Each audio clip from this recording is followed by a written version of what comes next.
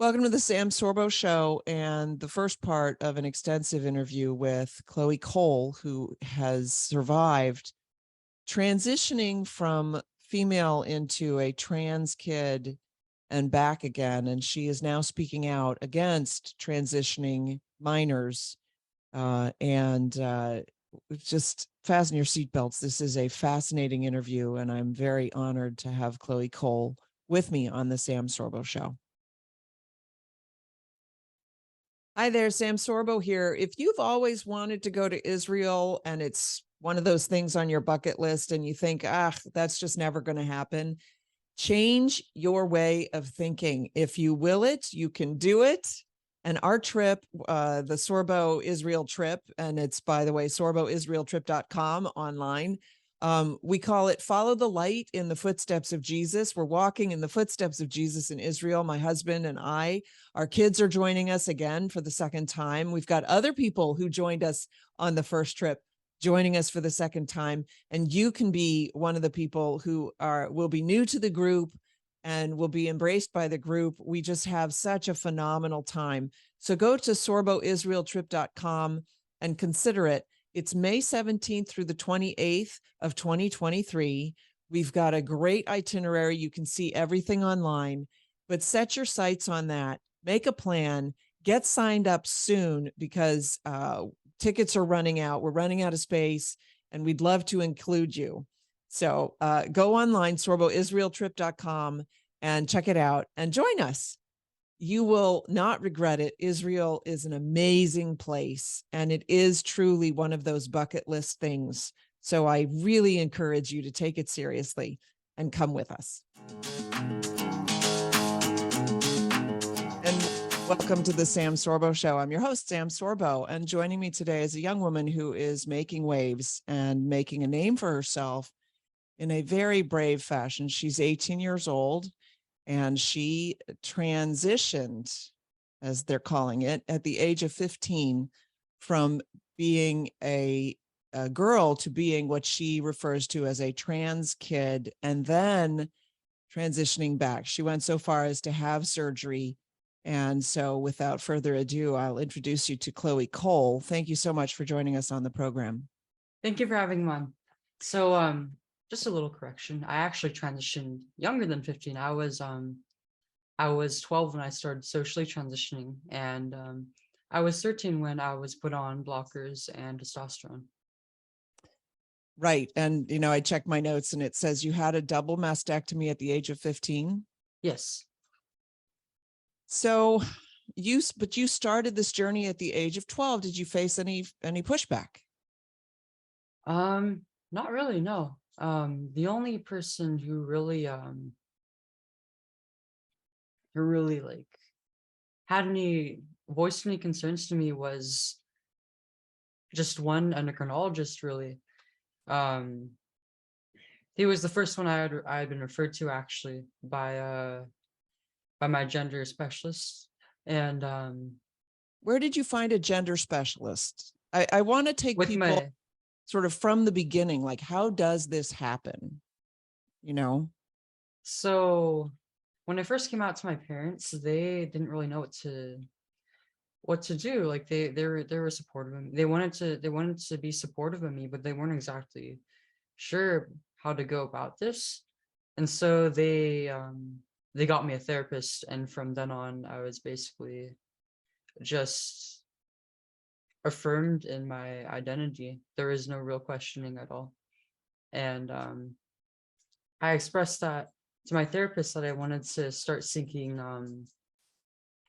medicalization. And so he referred me to she's called a gender specialist. I'm not exactly sure what that role really encompasses, but basically that person would refer me to and from endocrinologists, surgeons, things like that. But so you said that single endocrinologist who was really the only person who wasn't following the affirmative care model. He didn't allow me to go on blockers because he stated that he was concerned for how it might affect my brain development from then on. But it was really easy to just be referred to another endocrinologist who would be willing to put me on blockers and testosterone. So you basically left him in the lurch and found somebody else. But you said Mhm. you were assigned a gender care specialist. Yeah. Who assigned it? Um, I was referred to them by my therapist, I believe. Okay, and you got your therapist because your parents found you a therapist. Yeah.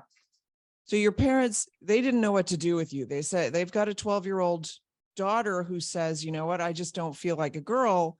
I think I Yeah. really am a boy. I need to explore this further. And Yeah. they're just trying to do the right thing. And, you Yes. know, I think parents today, and I'm sure this is part of sort of your platform, is parents today are completely caught off guard because there's so much in the culture that's telling them, hey, butt out of the conversation, parents. You don't know what's best for your child, right? Yeah, they really manipulate, they really guilt and manipulate parents into allowing their kids to do whatever they want, basically. And so you went to a therapist and the therapist referred you to a gender care specialist, and you threw Yes. in, you didn't know what qualified this person to be a gender care specialist, right? Yeah, I'm really not sure. And are you still in touch with them? So I had two. I was referred to a second specialist when I started expressing that I wanted to get a mastectomy. And that second one has retired. I'm not really in contact with the first one. I'm not sure like whether she's still working with my healthcare provider. And everything in this whole in the gender affirmation industry, let's say, is brand new, right? I Yeah. mean, none of these people have like years and years of experience, regardless of what their quote unquote qualifications are. They can't possibly have the experience. So your first gender care special, I don't even know what that is. You know, she basically just she, I'm assuming gender now. This person affirmed you in your seeking the initial, what was the initial thing that you decided you needed? Um, I wanted to start on blockers as well as testosterone. Actually, I think I was thinking testosterone only. I didn't really know what the process was exactly with that, especially because I was so young. But they So were the you recommended course of 13? action was to, yeah, I was 13.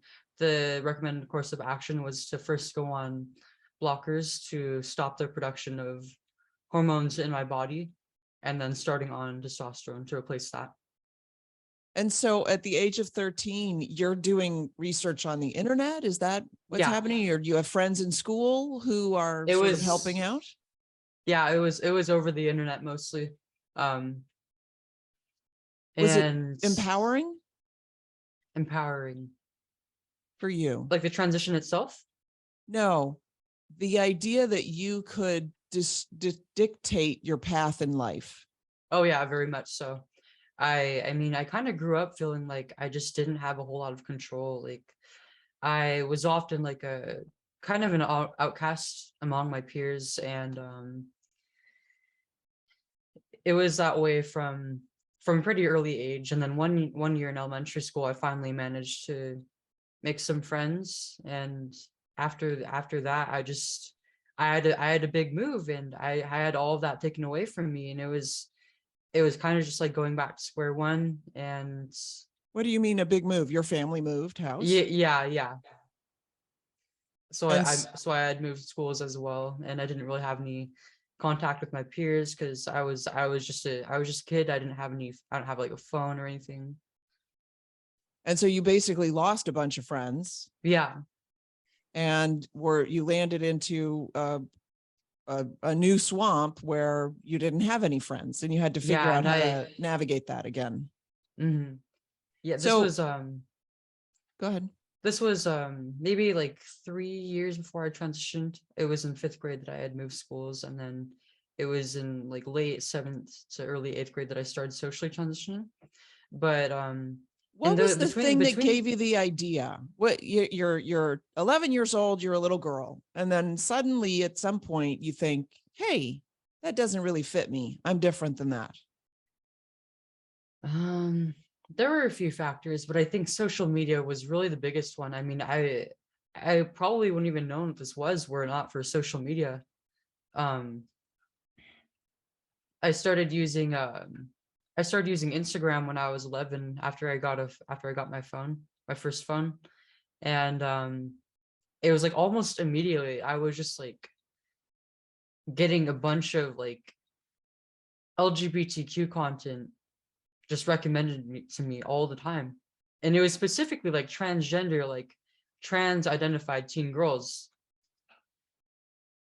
And It, it just kind of struck me how like how happy these people seemed and how they were starting to how these people had like a sense of community around them, that people like had their backs, and that they had so much support from the people around them, and if not from the people around them, then at least like people on the internet, they were getting a bunch of validation. And I mean, I didn't really, it's not something that I realized consciously at the time, but that was something that I deep down really desired for myself.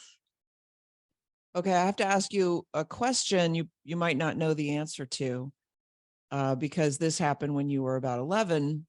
You got on Instagram and there were all of a sudden, there were just these kinds of exposures to transgender individuals. Yeah. Do you think you were targeted? Do you think there was a sort of a targeted approach? Because I just talked to a young woman who took herself off Instagram because there was so much sexual content that was coming at her. And it wasn't something that she had originally like looked up or anything, but all of a sudden she just got a deluge of sexualized whatever. And she's like, Yeah, you know what? I that's just don't need that. So do you think that, 11 years old, knew on Instagram, hey, let's just get get this content into her hands right in front of her eyes? I mean, honestly, I can't really say. I mean, it was all from the algorithm. And I was actually getting that same content as well.